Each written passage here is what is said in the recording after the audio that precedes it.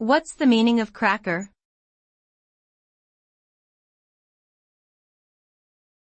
Cracker.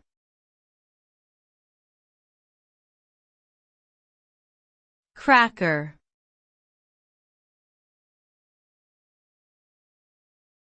Crocker.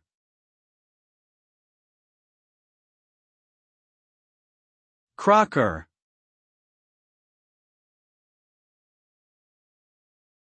In computer security, a cracker refers to a malicious actor who attempts to breach the security of a computer system or network.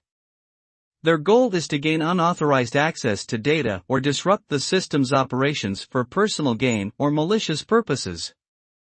Crackers may use various tactics, such as exploiting vulnerabilities in software, social engineering, or brute force attacks to penetrate a target system.